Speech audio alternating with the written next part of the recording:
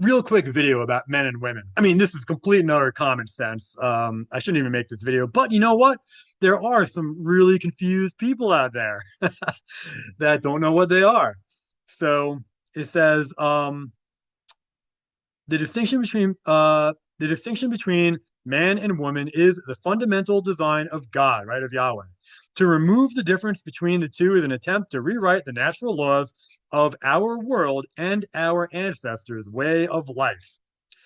Beyond their roles in starting a family, because you have to have a man and woman to start a family, men and women have different physical structures designed for specific purposes in life and leadership, right? As created by God.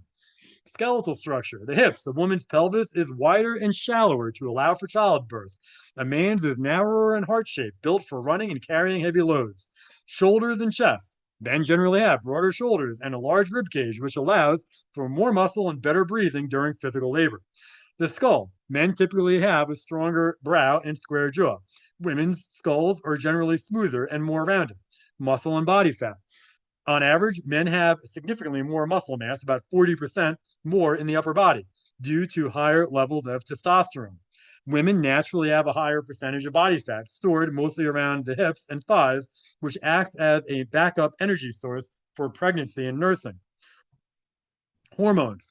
Testosterone is the primary driver for male bone density, muscle growth, and protective instincts. Estrogen drives the female cycle and protects bone health and nurturing behaviors, right? The nature of men and women are completely different. Brain function. Men's brains often show more connections within each side, which helps with focusing on one task at a time and navigating physical spaces. Women's brains often have more connections between the two sides, which helps with processing language and social awareness, right? And taking care of people, nurturing, etc. The family. The origins of gender blurring. The idea that a person can change from one to the other is a key part of the invisible war. It tries to weaken our people by convincing us that our physical bodies don't matter. The Talmud, the Jewish Talmud, mentioned several in between categories for rare physical conditions. However, modern movements have taken these out of context to suggest that being a man or a woman is a choice rather than a fact of birth. The Jewish Kabbalah often claims that the perfect human was originally both male and female. Right? You see where this idea comes from? People who follow these secret teachings use this to argue that we should blur the lines between the sexes. Occult and satanic inversion, right? Jewish again.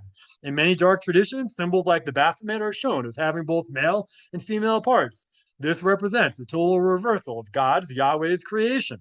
By attacking the clear roles of father and mother, these forces attack the family unit, which is the primary source of strength and truth for our people.